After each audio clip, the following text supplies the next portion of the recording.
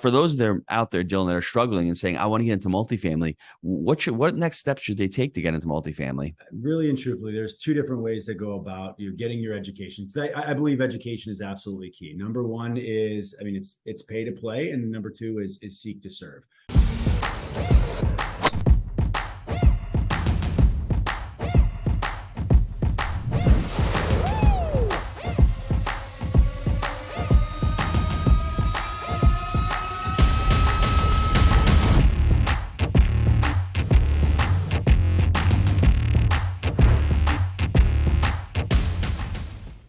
Hello, everybody. My name is Gino Barbaro, co-founder of Jake and Gino, multifamily investor, father, educator, and I'm joined today on the Movers and Shakers podcast with Dillon McGough. Dillon is a senior business advisor with Jake and Gino. He started his investing in the multifamily space about 4 years ago while he was working for a private company in the political realm. Ooh. Since then, Dillon has scaled his multifamily portfolio to just under 500 units. And for the past 3 years, has been on the operational side of the Jake and Gino educational firm. Welcome to the show, Mr. McGough. How are you doing today? I'm doing well, Gino. Always great to be sitting next to you having a conversation. How are you? I'm doing great. And let's dive into, how did you meet Jake and Gino? How did you hear about the company, and why did you join the educational company? Yeah, so taking it back a few years, like you mentioned in my bio, I started in the business about 4 years ago, and at the time was working in the corporate sector, and really and truthfully had kind of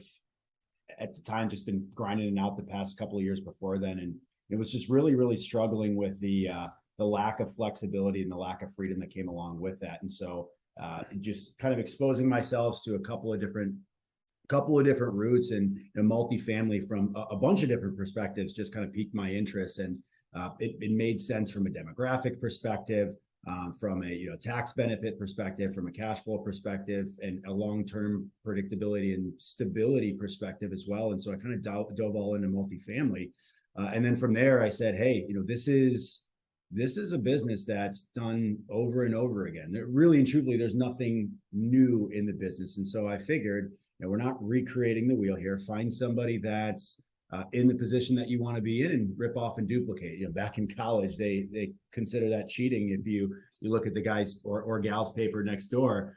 But in business, it's genius. And so I looked out for somebody that was a little bit further along in their journey, and wanted to follow the path of that's already been followed before. Eliminate a lot of mistakes and allow me to get to my goals a little bit faster than doing it on my own. And how old were you when you joined? I believe at the time I was about 26 years old. So what do you say to all the investors out there who are younger and say, that's one of the limiting beliefs? I don't have capital, but I'm too young. Really, and that's exactly what that is, Gino. It's a limiting belief. I know we have plenty of students. I am not one in a million here. We have plenty of students in the Jake and Gino community that started in this business when they were much younger. I think it comes down to really educating yourself, being able to talk the talk, walk the walk, know what is it you're doing, and have confidence in execution. And I really don't believe that that age is an actual hurdle. It's just more in people's mind. And I think, age can be a hurdle, whether you're 25 years old or 45 years old, if you don't actually have the education and know how to actually execute. What did you specifically dislike about the job? Because there are a lot of people out there that are disgruntled about their W-2 job or disgruntled about their situation, and they think they're the only ones out there. I can attest, everybody, I had the same problems as Dillon when I had my little, restaurant. I just didn't feel fulfilled. I didn't feel like I was building wealth. I didn't see a future. I didn't have control of my destiny. What was really blocking you from your corporate job? How long you have? I'm just kidding, but at the end of the day, there was a couple of big things that were really important to me. In a W-2, you oftentimes don't have a ton of flexibility, and so working for somebody else, it was somebody else's decision as to whether or not I can go on vacation. Once we have, we don't have children yet, but one of the things that I remember about my dad owning a business, and he had passed away a couple of years back, but one of the things I truly remember is his flexibility, being able to come to every activity that we had. That's something I would not have the flexibility to do if I kept down that W-2 path I was going down. And while I was making a great salary from an income perspective, I knew at the end of the day that working for somebody else, I was going to be limited to the amount that I could scale my income. And so with something like multifamily, a much more kind of scalable asset class, more scalable vehicle, I was more confident in being able to create generational wealth, so to speak, in an asset class such as multifamily. Walk me through the decision about contemplating the education. I mean, you did your due diligence. You looked at a lot of different other companies, and it was a really huge decision for you to make to invest in that education. Mm-hmm. What were the pain points before you joined? And then let's discuss, the aha moments after you joined. Yeah. And like I said earlier, I think this is a business that I think it's simple, but it's not easy. There's nothing new here. There's a path that's been laid out before, but there's a lot of pieces that go into it. The most important thing is you can go and find a lot of this information, reading books and listening to podcasts, but it's how you actually package it together in more or less like a business plan. And so that organizational side of things was the thing that I struggled on. And so I could go out and read a book and understand how to underwrite or how to have a conversation with the broker. But I know every single deal is different. Every single conversation is different. And so with that, I'm sure you've heard it, paralysis by analysis. It was an overload of information without a certain understanding of which steps to do first, which steps to do consecutively after that. And so I figured, okay, well, if this is keeping you from actually moving forward in the business, find somebody that's been there before, that's done that, can cross your T's, dot your I's, and allow you to have more confidence in execution. I felt more comfortable diving into the deep end, knowing I was having a high level coach with me every step of the way that's already seen everything that I'm going to be going through. So what has been the big catalyst to the success you've been able to create thus far? I mean, before you answer that, I think one of the things that people really underestimate, we just had a podcast recording with Julius Thomas. He played with Peyton Manning. And one of them really ultimately and truly is the accountability piece. You can do this all by yourself.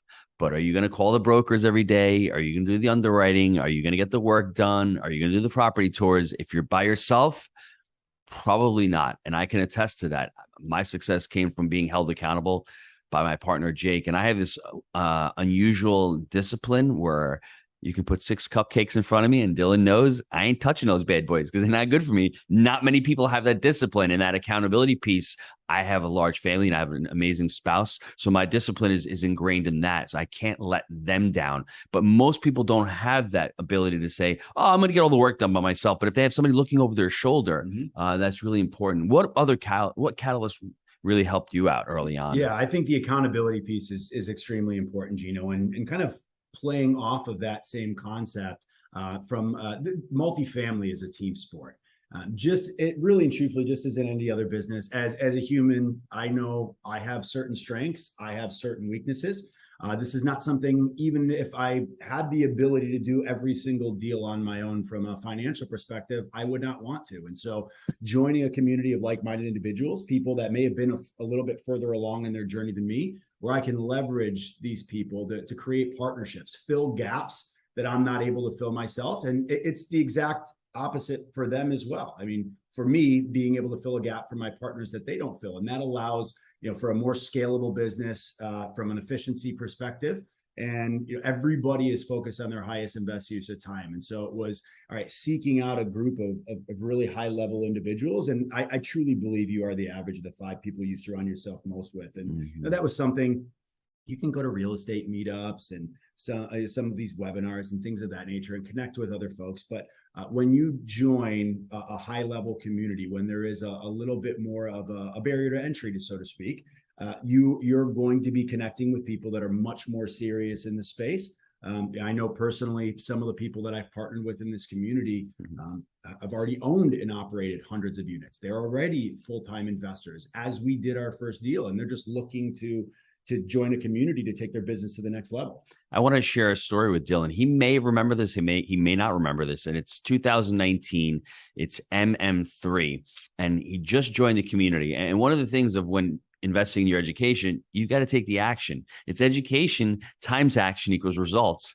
And I remember him sitting up front in the VIP. He invested in a VIP ticket. And I remember him sitting there, and we announced on stage, and Jake does his terrible intro with all the Metallica crap going on. And we're supposed to be pumped up. And I remember him sitting in the front row, and I remember giving him a high five. And just, I remember that moment like it was yesterday, him sitting there. And then fast forward over 3 years, and now he's been an integral part of the community, of the team. And I think him sitting there, that energy, the ability to network with other people, the ability to network with individuals in the community. And like Dillon just said, he started partnering with other individuals in the community and finding where his true value was. Do you remember that moment? I really truthfully do. That was, I remember that. I mean, there was a couple of really, really big decisions that happened in my personal life coming from that specific event. Mm-hmm. When we talk about catalysts, I can absolutely say there's a couple of really, really big catalysts. That weekend was absolutely one of them. And we have our Multifamily Mastery Live event every year. I mean, that MM3 had 500 people.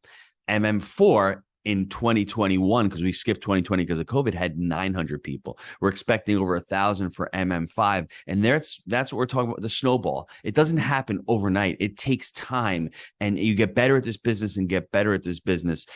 Let's talk about your first deal. What did that look like in the community, and what were the challenges, and how did the community help you overcome those challenges? Yeah. So the first deal we ended up taking down was we took down a 36 unit apartment building, and with that packaged, well, in a package, we also purchased 26 condos.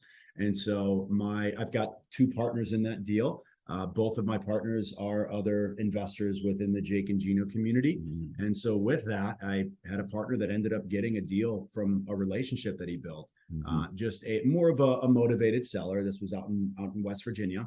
And with that, it wasn't a market we were super excited about investing very heavily in, but at the right price, I mean, any deal can make sense. And so we went in, we took a look at the deal.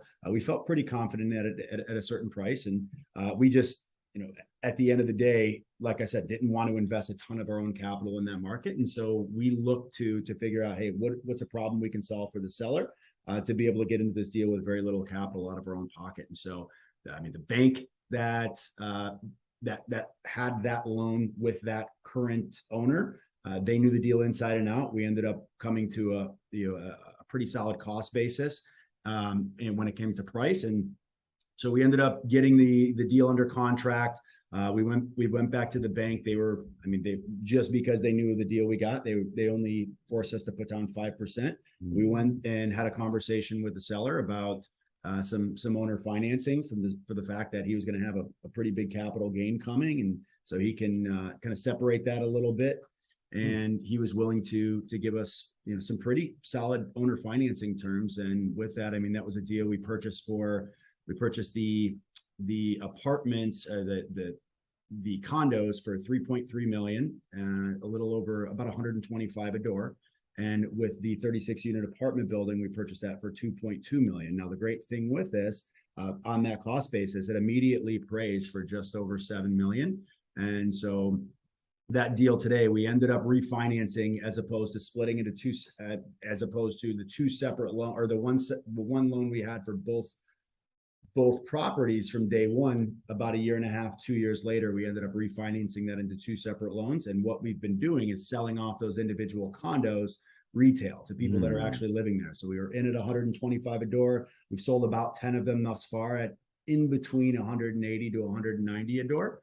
And then with the apartments, we're cash flowing very well. And so we'll probably hold on to that for the next couple of years. We're in at 2.2. We're paying down the debt. We're cash flowing well. The property's worth about $4 million today. And a big thing when it comes to leveraging the community to do that deal is, like I said, partners and having a coach with me every step of the way. That deal had so many hurdles. There were so many different points that we thought that deal was going to fall apart, where I was going to go back and have a conversation with my coach and say, hey, this is an alternative way to go about it. This is what questions you should ask. This is how you're going to go about solving this problem. And I was able to do that with confidence and work through a lot of those issues, because that's what real estate is, really and truthfully, is solving problems. So Dillon forgot to mention the cost segregation benefit on that property. Can't So forget that cost seg probably paid for his education 20 times over just from that, Minimum. just from that piece right there. And there's a couple of things that I think he learned from the community. He probably never knew what seller financing was. Mm-hmm. He never really knew how to partner,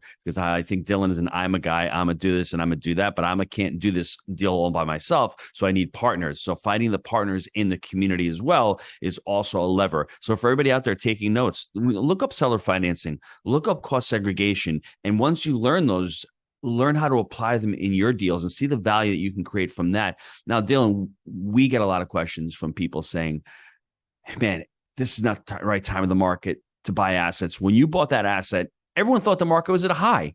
And yet they were wrong about it, because a couple of years into the cycle, we keep going. What do you say to people who say this is not the right time to invest in multifamily? There's never a right time to invest in multifamily. I think at the end of the day, if you're getting into good property with a good business plan, good financing, and a good market, you want to put yourself in a position to outlast any storm. So if you're going to buy at the top of the market, you're going to buy on the way down and on the way back up. Just as in anything else, I don't believe there's any timing the market. It's just extremely important as to your operations.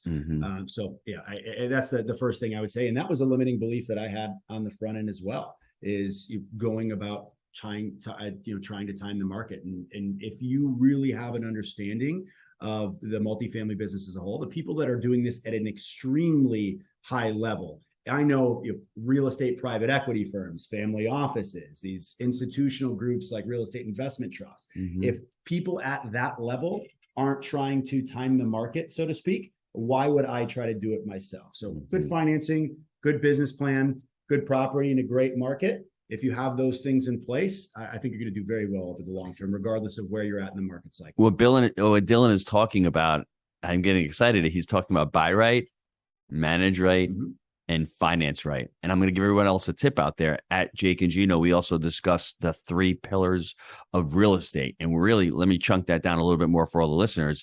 What Dillon's talking about is not to time the market. You can buy real estate when the market's going up, and you can buy real estate when the market's going down and make money. But you have to understand what the 3 pillars of real estate are. You have to understand how to execute on the 3 pillars of real estate. The 3 pillars are market cycle, their debt, and their exit strategy. So on Dillon's first deal, he timed the market cycle rather well. They didn't know. They bought an asset that had there was a deep value add to that, but it was a right part of the market cycle they bought. They got the right debt. They got seller financing on this thing.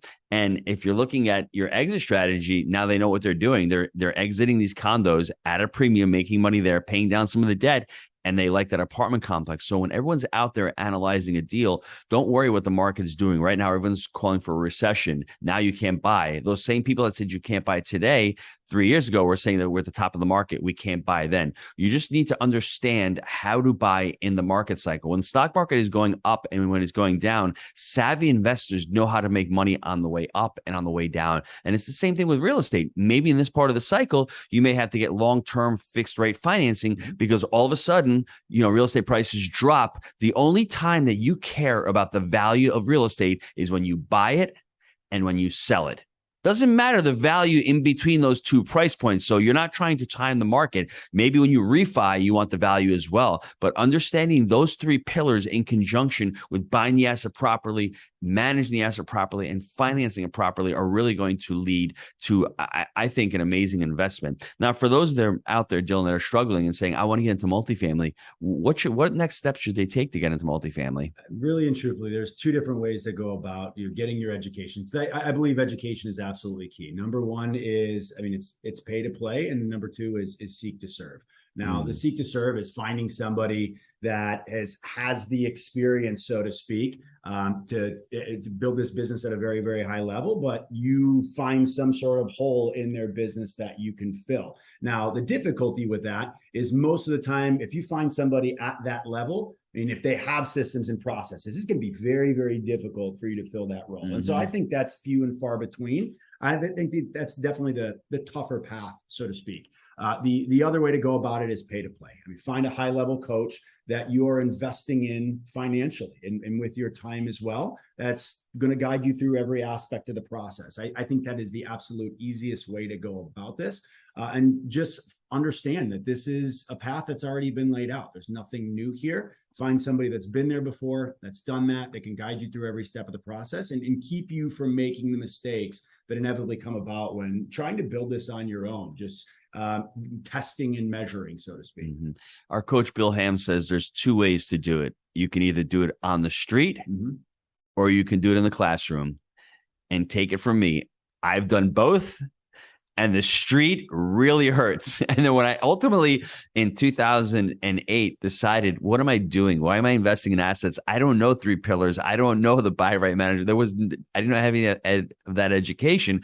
I went out and I sought a mentor, and I actually got 3 different coaching programs from 2008 to 2013 when we closed our first deal, Jake and myself, because I was preparing myself. There's so much that I didn't know, that I didn't understand. And on that very first deal, I was able to leverage the mentor with a pitch book, as he called it, with an underwriting template that I didn't have, with a due diligence document to walk me through that very first deal. And then on our third deal was where the mentor really shone for me, because all of a sudden I'm taking over an asset that's got a lot of deferred maintenance, that has, these due diligence checklists. I didn't have this stuff. I didn't know what to do. So I would get on the phone with my mentor, and it was funny. I'd go back and report to Jake. I was like, Jake, this is a document that we need. And he's like, dude, where'd you get it? I'm like, at first I played it off and I said, I'm a smart dude. What do you expect? But then by the end of the process, I told Jake, I'm working with my coach, and he was blown away because he's like, I didn't know a lot of this stuff. And, Mark Twain says it best. It's not what you don't know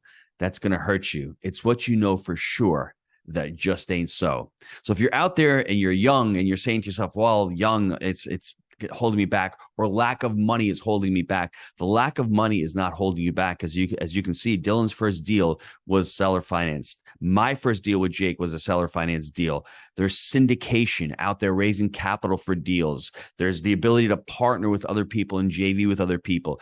If you're boots on the ground and you have a property management company, you can jump in that way. Deciding how to provide value. If you want to raise capital for somebody else's deal, there's so many different ways to get into multifamily. But if you don't know that, if you don't explore those options with Dillon and with the Jake and Gino team, you're going to be there stuck in those limiting beliefs, and you're going to let years go by. And then ultimately you're going to say, hey, it was too late for me to do it.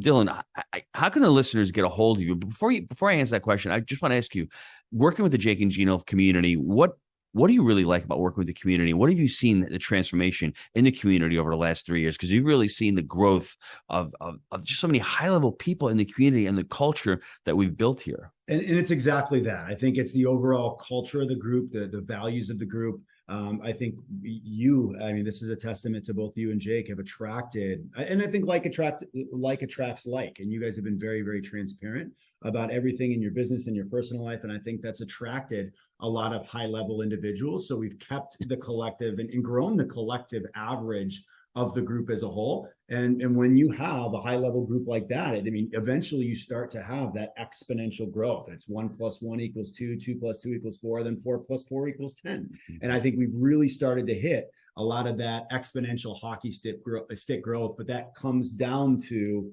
who you bring into the community. So focusing on a lot of quality as opposed to quantity. And so I think you made a couple of really great points there. Something that was really important to me on the front end was not only working with high level educators that are doing this themselves be in the place that I want to be, but somebody I know is still willing to invest in themselves. And that's something I immediately saw about you and Jake, in the fact that you guys were, being totally transparent. These guys have invested multiple 6 figures in their own education. They understand no matter how high of a level you do this is a business you're going to be learning at. And the day you stop learning is the day your business ends up getting hurt because of that. So that was number one.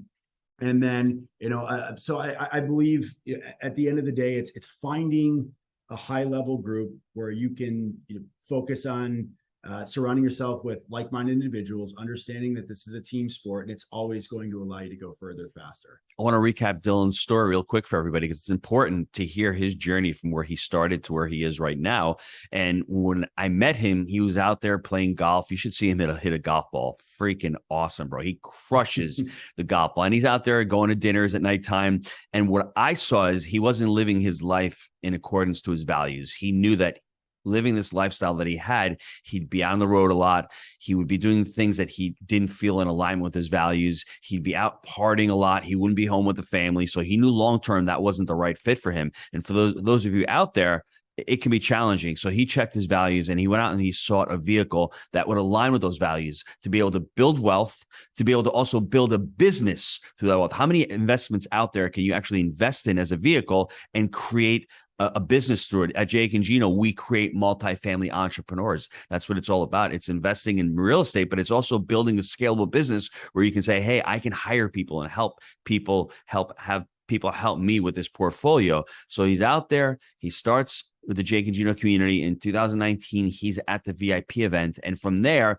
he immerses himself in the Jake and Gino education. He goes to a couple more events. He meets his partners, starts investing in deals. And then we bring him on to the Jake and Gino team because he understands multifamily at such a high level and he's an investor and he can add value that way. And fast forward to today, my 8-year-old daughter is making him cupcakes. So for anybody out there who knows Dillon and sees Dillon, just tell him about the cupcakes with a little extra frosting on there. I'm just saying. And let me tell you something. He likes the amaretto custard cake too. So just, yeah, it's something about Dillon. He loves to eat desserts. So if you see him out there, give him a little cookie or something. But it's been an amazing, I think, transformation from being stuck in a job that you really don't like to actually having the awareness to say, I need help, to being humble enough to say, I don't know what I don't know. And I don't want to make these huge mistakes because my fiance is really counting on me not make these mistakes and not to lose a ton of money. And I want to create a future.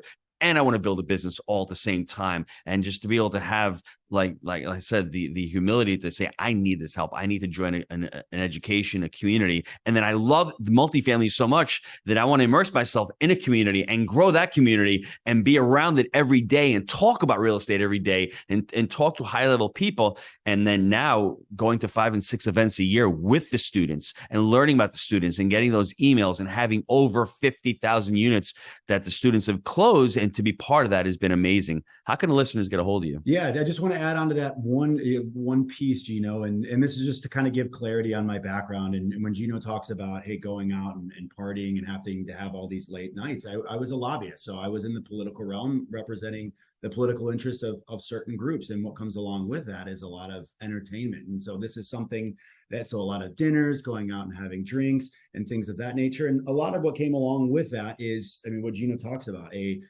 misalignment in values. So, and then what comes along with that is if those things are misaligned, whatever it is that you're going to do, you're going to have a lack of passion for it. You're not going to want to focus on becoming, a mile deep and an inch wide, focusing on that, becoming the absolute best at it. So you have to get involved with something that aligns with your belief system and your overall values. And that's what I found with multifamily.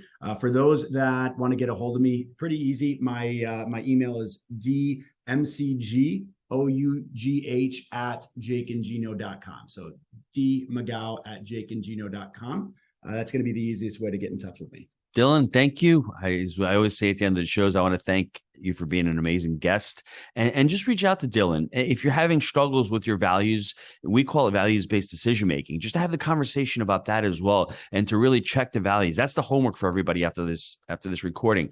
Sit down and really explore what your values are. And if you're not living according to them, you're going to find out real quick that it doesn't sit right. It doesn't feel right with you. And once you can start doing that and you're saying, I want to take control of my life. I want a vehicle that can add prosperity and add generational wealth and add legacy to my life. This is an amazing vehicle. And just get in touch with us. dmcgough@jakeandgino.com. Thanks a lot, brother. Thanks for having me, Gino. It's a pleasure as always. Take care, everybody.